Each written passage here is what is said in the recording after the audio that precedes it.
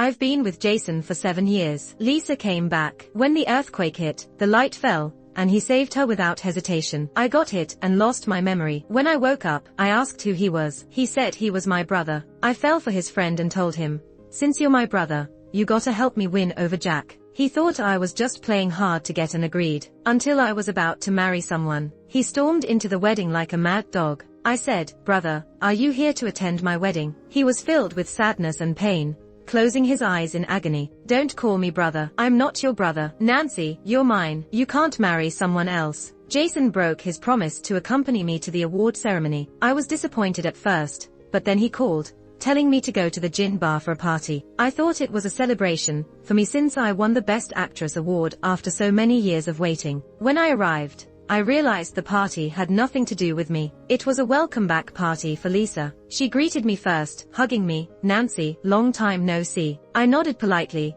pushed her away, and looked at him sitting on the couch. "So why did you break your promise today?" He paused while smoking, then put out the cigarette, casually saying, "Lisa hasn't come back in 7 years. I just went to pick her up. Aren't there award ceremonies every year?" So, he broke his promise to pick up Lisa. What spread through my chest was frustration, bitterness, and sadness. Sure, there are award ceremonies every year, but I waited 7 years to win this trophy. I wanted to share my joy with him first. But when I won the trophy, and couldn't find him among the boisterous crowd, I was so disappointed. He didn't care at all. Am I always less important than Lisa in his heart, even though I've been with him for these 7 years? Lisa raised her glass to toast me. "On behalf of Jason, I apologize. It's all because of me that he broke his promise. I'll down this drink as an apology." I clearly saw the pride, smugness, and victory in her eyes. I didn't take the drink, snorting, "He's my boyfriend. What right do you have to apologize for him?" Lisa's hand holding the glass was a bit uneasy. He stepped in for her. "Lisa,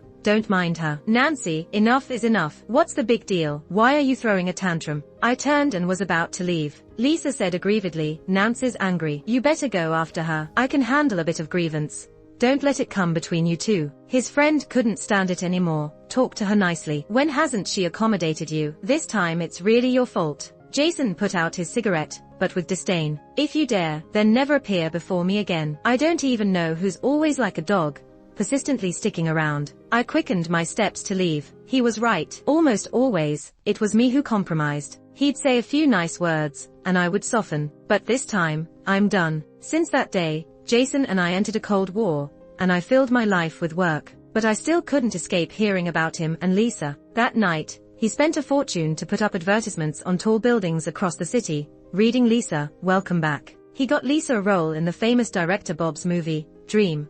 A role that I had a high chance of getting. We were close to signing the contract when the other party called, saying they found a more suitable candidate. Turns out Lisa was the more suitable candidate. She didn't study acting. She studied piano. I have no idea why she returned to become an actress. I have been struggling in the industry for 8 years to have the qualification for that role, and with just one word from him, she took it. I thought that by reaching my current position, I wouldn't face role snatching like I did in the first 2 years. But the blow came from my boyfriend of 7 years. It hurt so much, I could barely breathe. My chest really hurt. He should know that these years, acting was my passion aside from him. I put in so much effort, but he didn't care. Or maybe, because it was Lisa, he had no qualms about hurting me. My manager saw the news and came to ask me, "What's going on? Isn't Jason your boyfriend? Why would he snatch a role from you for someone else? Did you two have a fight?" I stared at the moving message outside the building, "Lisa, welcome back." It hurt my eyes, making them sting and ache. She came back, and he was so happy he wanted the whole world to know. I took out my phone and messaged him first. "We might as well break up, right?" I felt so tired these years. Before, I never thought I'd be the one to say those 2 words first. After 7 years, my heart still hadn't warmed. It was time to end it. He didn't respond. I laughed bitterly. "Perhaps we've broken up." My manager patted my back to comfort me. "You're just stubborn. When things were good, we told you to get some resources, but you wouldn't. Look at her. Just came back and got a famous director's movie. Forget it. If you're broken up, then so be it. With your looks, finding someone better isn't impossible." There was a party tonight that I had to attend, maybe I could find some suitable people there. Party. When Jason and Lisa showed up, many people looked at me, waiting for drama. After all, my relationship with him was public. Normally, he'd take me to such banquets. Lisa stopped in front of me. Nancy, you look beautiful tonight. Many people are watching. Jason's eyes darkened, scanning the surroundings, then sneered, not as beautiful as you. I didn't want to deal with their show of affection, and walked away from them. The party was attended by prominent figures, including well-known directors and producers. I wanted to exchange contacts with some famous directors in hopes that they'd contact me for future roles. Seeing Bob, I still wanted to try for a role in Dream. I really like this story of reconciliation. Other roles were still undecided. I walked over and chatted for a bit before Jason interrupted. Don't waste your time. Lisa doesn't like having acquaintances in her projects. You have no chance. Doesn't like acquaintances. She's not even in the industry. Is she just targeting me? I grabbed my wine glass and took a big gulp, trying to suppress the anger and the urge to slap him. Not the right place for that. I turned to leave, but Jason grabbed my arm. Wait, when you see Lisa, be nicer. She's upset, you ignore her. Holding back the bitterness, I coldly replied, let go. I don't owe her that. He kept pulling on my arm, noticeably annoyed. Lisa soon walked over, sounding a bit critical.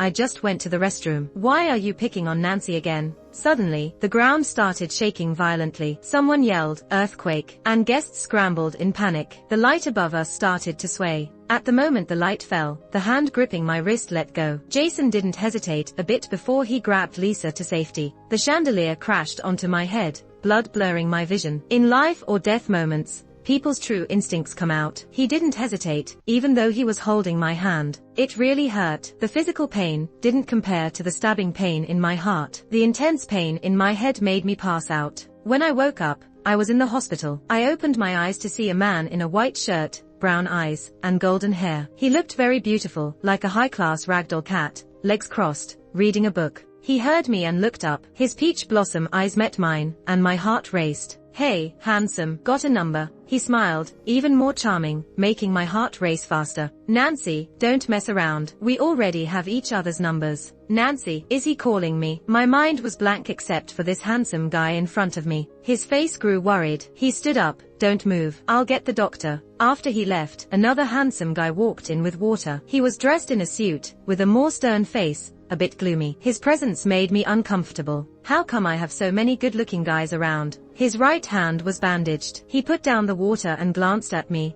saying plainly, you're awake. I looked at Jason in confusion. Who are you? He smirked. It seemed like a mocking smile to me. He said, playing the amnesia card now. Don't think that'll get you back with me. Do we know each other well? I really don't remember anything except my name, Nancy. He leaned closer, studying me. You want to act? I'll act along. He mumbled something I didn't catch. What? Casually, he said, I'm your brother. The handsome guy returned with the doctor. Jason turned to leave. The handsome guy told my brother, Jason, take good care of Nancy. Stop wandering into other people's rooms. Lisa's wound almost healed on its own. Jason responded impatiently, you take care of her. Don't you like hanging around her room anyway? Jason looked back at me before leaving the room. Finally, now I can bond with my handsome guy. As Jason left, I shot him a determined look, but he just frowned and walked out. Finally, I don't know why, but Jason always made me feel stifled and uneasy. Was it some kind of a blood bond thing? The doctor examined me and said I had about 10 stitches on my head,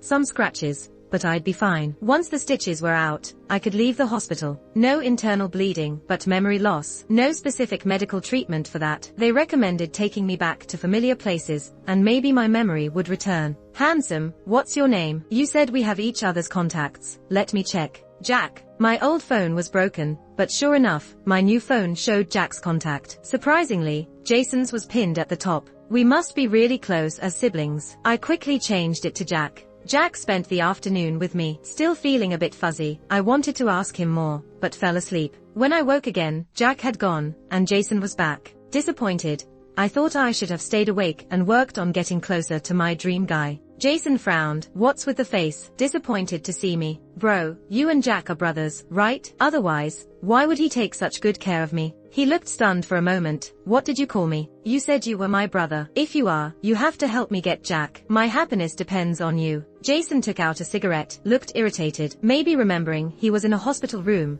He just sniffed it. Lowering his voice, probably because he couldn't smoke, he sounded annoyed. don't play around. You could get hurt. Jack's not your type. He is. How not? It was love at first sight. I like tall, handsome, warm guys. He's perfect. Jason let out a strange laugh before crushing the cigarette, getting tobacco all over his hand, and tossing it in the trash. Fine, I'll help you. After being discharged, Jason asked Jack to drive me back. He had to take another girl named Lisa to the set. I walked over to Jason. Lisa looked apologetically at me. Nancy, I'm really sorry. Jason has to accompany me to the set. It's my first time acting, and I'm pretty nervous. I nonchalantly replied, it's fine. He's happy to do it. Jason obviously wants to chase her. Why should I care? I then sincerely said to Jason with a smile, thank you for creating opportunities for me to be alone with him. You really put in a lot of effort. His expression turned complicated, and he gritted his teeth. No need to thank me. As I was about to get in the car,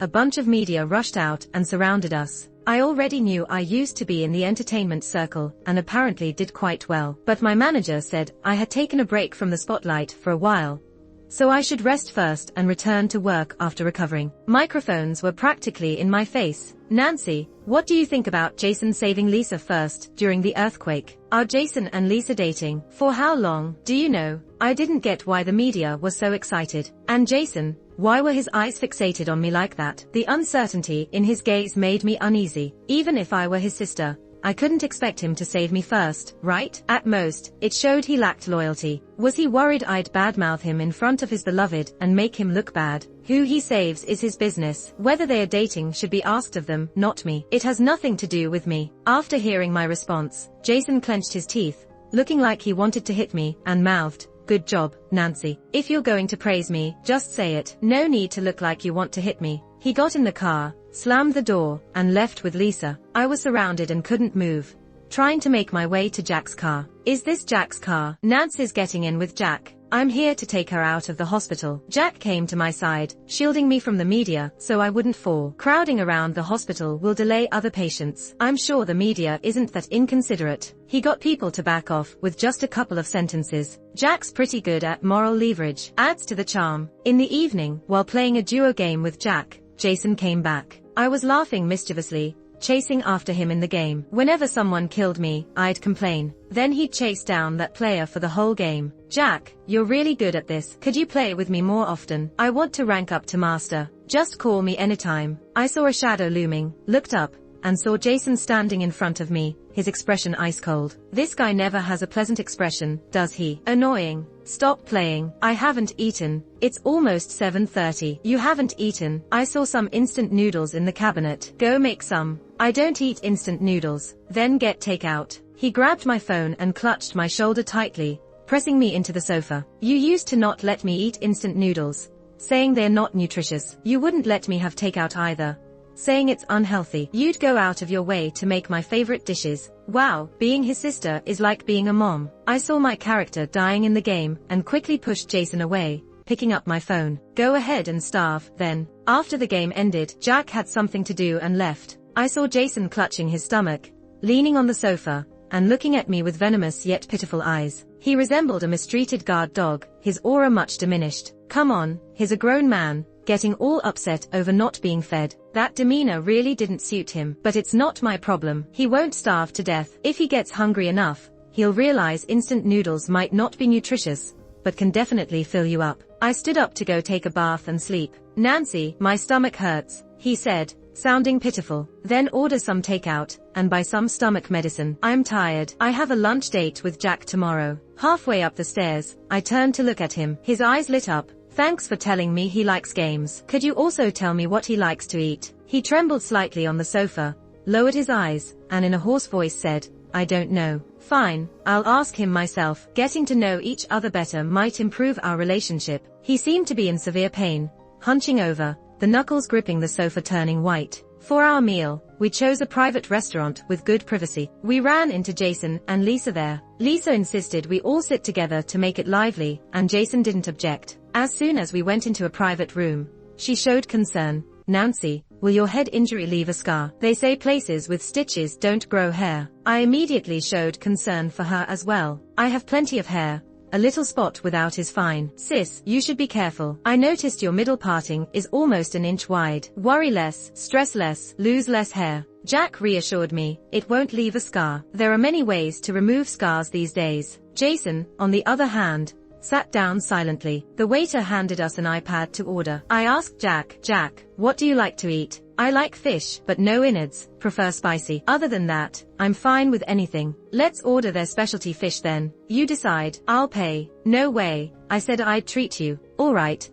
next time it's on me. I ordered a few more of my favorite dishes, and handed the iPad to Lisa. She picked her choices while chatting. Nancy, you and Jack are getting along really well now, right, Jason? Jason stayed silent. I said, yeah, it's like love at first sight. Maybe it's that imprinting thing, where you become attached to the first person you see. Jack didn't seem too happy and said, are you treating me like your mom? No way, you're a guy. Better be. Jason pulled his chair back with a sharp sound and said, I'm going out for a smoke. Jack said he would join him. I sat there for a while, but I felt I had nothing much to talk about with Lisa, so I got up to hide in the restroom for a bit. Rounding the corner, I saw Jack leaning against the hallway wall, smoking. This was the first time I'd seen him smoke, and it was oddly sexy. He spoke up, Jason, you and Nancy are broken up now, right? Jason didn't answer, but his cigarette had burned down to almost his fingers before he spoke. What do you mean by that? Give me a straight answer. If you're broken up, I'm pursuing her. Jason stubbed out his cigarette with his left hand and tossed it into a nearby trash can. He let out a cold laugh, his expression indifferent, his tone mocking. If you don't mind picking up my leftovers, go ahead.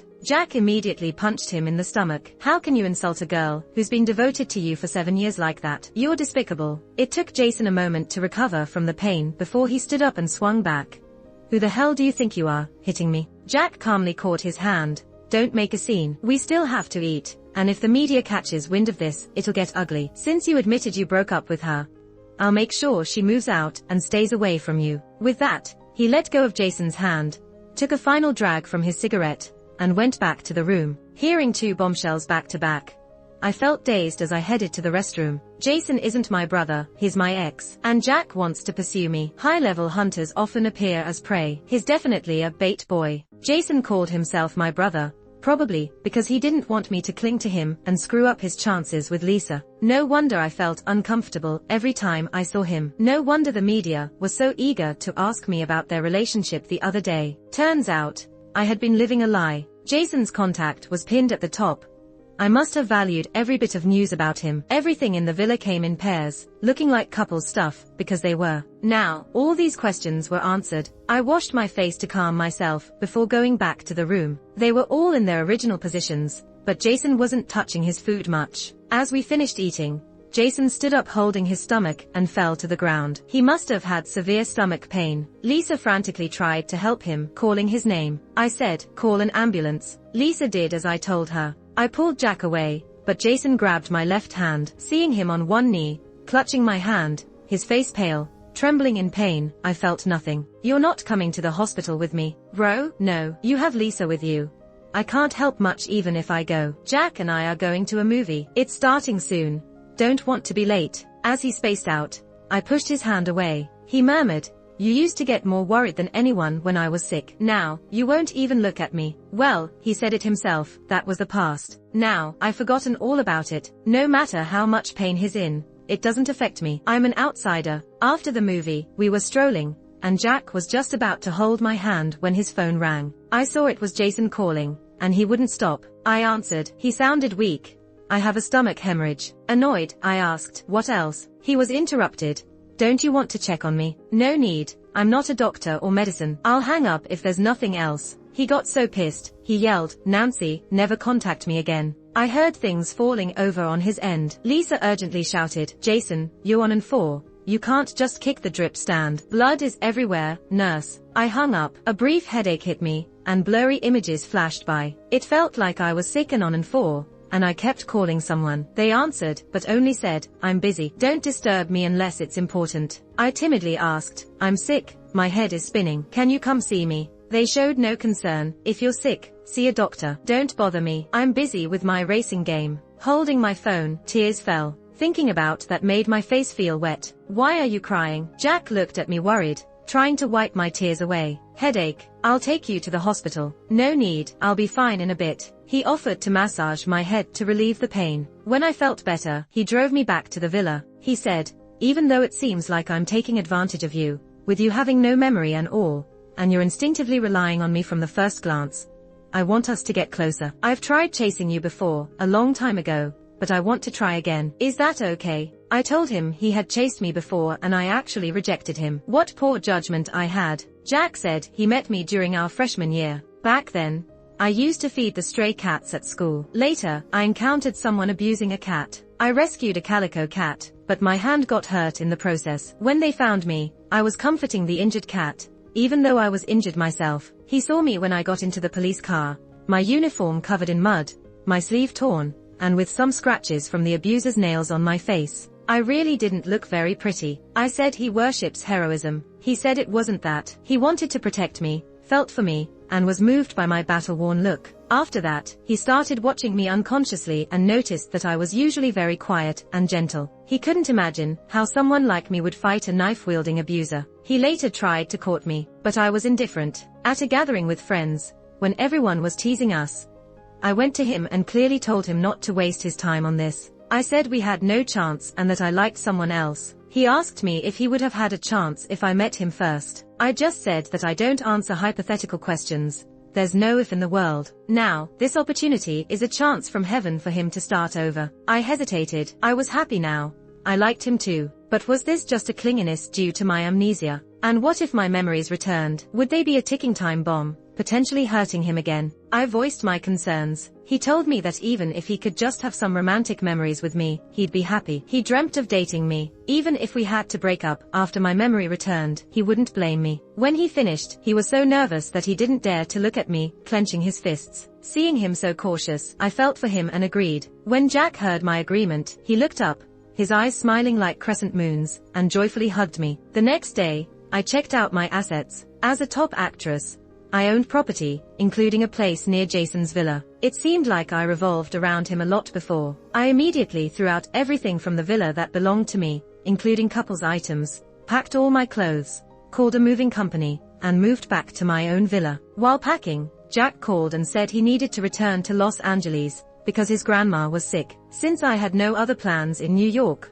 I offered to go with him. Jack's grandma was already in the hospital, diagnosed with stage 2 lung cancer. I grew up with my grandma too, although I've been too busy to visit her in recent years. He looked very guilty. It's not because you didn't call for yearly checkups. Even timely discovery and treatment can't always help. Grandma wouldn't want to see you like this. He pulled himself together and took me back to his home first. His calico cat leaped into my arms, licking my hand with its little tongue. I found it affectionate and cute. Jack told me this was the same calico cat I rescued back then, and it might remember that I saved it. He had adopted the cat and cared for it for 8 years. I stayed with Jack in Los Angeles for 2 months. However, his grandma was old, 70 years old, with a frail body, and the cancer had spread to the late stage. The doctor said she probably had less than 2 months, and treatment would only add to her suffering. Jack thought for a long time and decided to take her home and care for her personally. Her last wish was to see Jack get married. I suggested that we have a fake wedding to make her happy. He said he didn't want to force me into this. If we held a wedding, the media would definitely make a big deal out of it, and it might affect my future choices. I teased, "Oh, so you don't want to marry me?" Relationships without marriage intentions are just fool's games. He hurriedly denied it, repeatedly assuring me that he was genuine, and he'd be thrilled if I wanted to marry him, even swearing by it. Isn't that great? I don't mind. A fake wedding to fulfill her last wish isn't a big deal. He couldn't hide his sadness, saying I might regret it if I regained my memory. These past days, he had been depressed because of his grandma's illness. I hugged him, looking up at his expression. "Don't be so insecure. You're so handsome. Why would I regret it? You don't know how much." He paused. "Even sadder, you loved Jason before the amnesia." Over these 2 months, our feelings deepened. Seeing him like this made me feel bad, so I cupped his face, stood on tiptoe, and kissed his cheek. "I promise, even if I get my memory back, I'll only love you, okay? Don't be sad." He finally cheered up a bit, hugging and kissing me. "Even if you're lying, I'm happy. I'll get everything needed for the wedding." During this time, the media had been reporting on me and Jack frequently visiting the hospital. When rumors about our wedding surfaced, things got out of hand, with rumors saying we were going to the obstetrician, and were getting married, because of a baby. We decided on a simple wedding at the church, inviting very few people, just to fulfill his grandma's wish. Grandma was too weak to even get out of bed, so we planned to video call her during the wedding. The wedding reception hadn't started yet, when Jason barged in with a group of people. His usually immaculate clothes were disheveled. The dark circles under his eyes were heavy,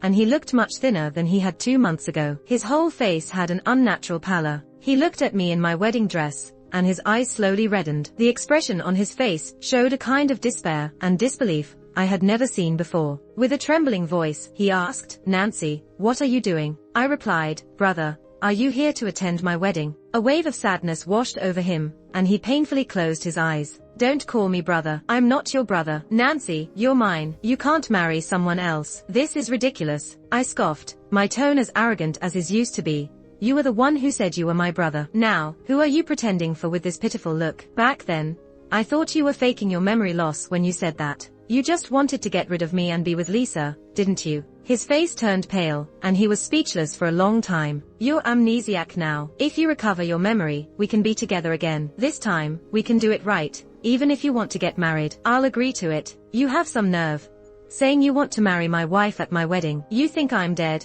Jack couldn't hold back any longer. He wrapped his arm around my waist, jealousy written all over his face, like a little wolf ready to bite. Jason's eyes turned blood red, and he shouted, "Shut up. What kind of brother steals another brother's wife? Don't make it sound so bad. I only pursued her after confirming you two had broken up. If you didn't cherish her, don't come biting back like a mad dog when you've lost her." Out of consideration for me, he didn't mention the time Jason called me a used shoe. Back then, I thought I could brush it off, but I realized I couldn't. I can't live without Nancy. For the past 2 months, I felt like a walking corpse. "Nancy, come with me. I'll take you to the places we used to go, and you'll recover your memory. Everything will be fine once you remember how much you love me." Desperately, he wanted to help me regain my memory, to find the Nancy who loved him to the core, the one who wouldn't leave him no matter how he treated her. Sadly, she really died in that earthquake, died in his countless choices for Lisa, died from his continuous stabs, leaving me alone to lick my wounds, never seeing how heartbroken I was. Calmly,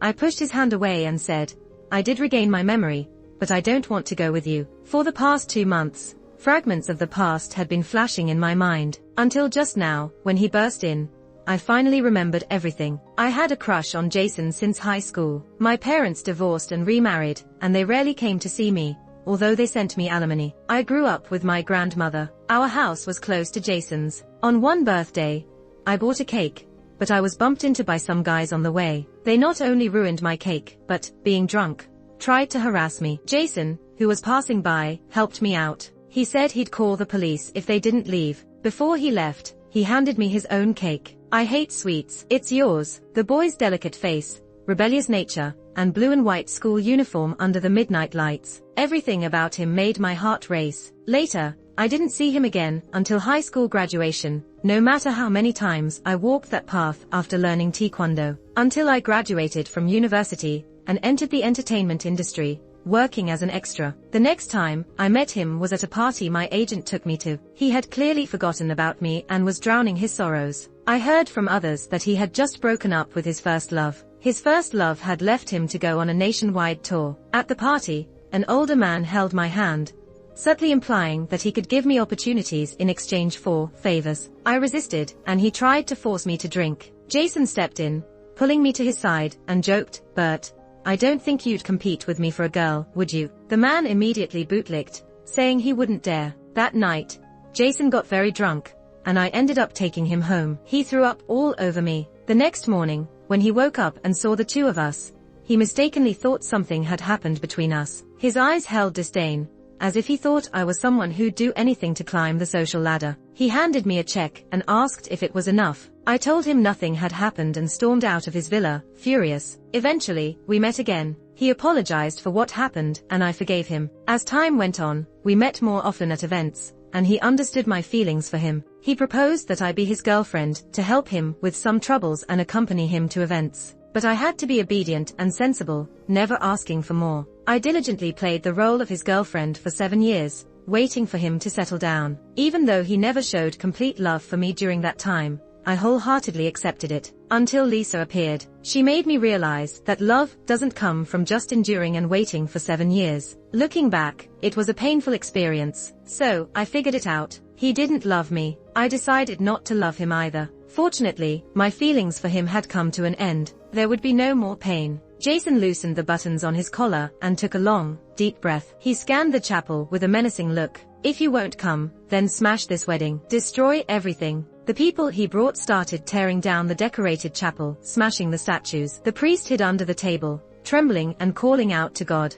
I stepped forward and slapped him across the face. Have you lost your mind? Making such a scene, you'll make us miss the video call with Grandma. Good thing she didn't come in person, or she'd be heartbroken. Jason turned his head. When he looked at me, there was a handprint on his cheek and tears in his eyes. You hit me for him. Do you really love him that much? You've just been together for a short time, but we've been together for 7 years, Nancy. You want to get back at me? Fine, but can you not do it this way? He squatted down, clutching his stomach, in pain. It hurts so much, even worse than my heartache. Did you put a spell on me? Why else would it hurt this bad? I looked down at him with a cold face. So what if you ruined this chapel? I can arrange another one. I'm not petty enough to waste my life on revenge against you. You loved Lisa, didn't you? And you two dated for just a year.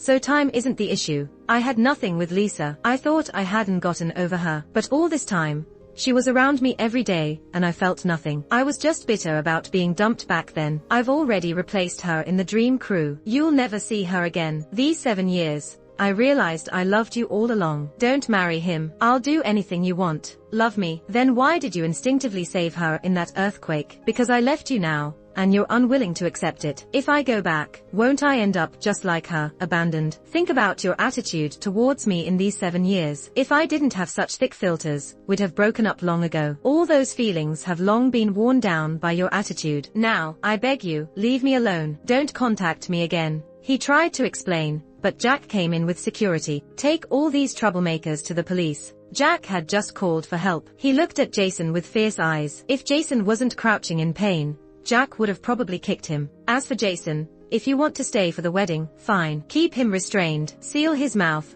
The wedding scene was immediately moved to another chapel. When it officially started, we connected with Grandma. Under the priest's witness, we completed the wedding ceremony. Jason was handcuffed and forced to watch the whole wedding. His fists were clenched, and his face was ashen. He fainted from the stress. After being taken to the hospital, the doctor said it was due to stomach distress and emotional overload. This incident might haunt him for life. Watching the woman who loved him for 7 years marry someone else, just when he realized his love for her. After regaining my memory, I stayed with Jack to care for Grandma for 2 months. She passed away, and we arranged her funeral together. During this time, Jason kept trying to find ways to see me, but Jack always blocked him. Dream approached me to play the lead role again, and I accepted. I really liked this character. It was meant for me. As for Lisa, I heard her husband from abroad came to fetch her. They hadn't divorced properly. She sought Jason's help, but he ignored her. She was ultimately taken back abroad by her husband. Jason pestered me for 2 years, refusing to give up. It wasn't until I announced our marriage certificate and my pregnancy on social media that he finally gave up. The next I heard of him, he was in mid-stage stomach cancer. His assistant asked if I could visit him at the hospital one last time. Seeing my dilemma, Jack said, I'll go with you. The man is seriously ill. I'm not that petty. Though his face showed reluctance. At the hospital, Jack waited outside the room. Jason lay lifeless on the bed, pale. Seeing me, he forced a smile. I didn't think you'd come. I looked at him calmly. I've moved on. Seeing you is no big deal. I just want to ask, if I had treated you well back then, would we have gotten married? Would we have had kids? It's meaningless. Things happened. Your pride would never change, even with a do-over. I don't deal in hypotheticals, just the present. This is our last meeting. Jack doesn't say it, but I don't want to make him uneasy. So no matter what happens, let's not contact each other again. He gasped like he was suffocating. Okay, I'm going to Germany for treatment. I probably won't come back. I won't bother you again. I just hadn't apologized to you in person yet. Well, goodbye then. Without looking at him again, I turned to leave. I couldn't say, it's okay. The harm he caused was real, despite the good times once shared. For the rest of my life, we'll have no more ties. As soon as I stepped out, Jack came to me. 2 more minutes and I'd have come looking for you. No more pretending to be generous. I always need to watch you closely. We're already here. Let's visit the OBGYN, check on the baby. It's great. For the rest of my life, I have a child and Jack. At last, I have the long-awaited family I've always wanted.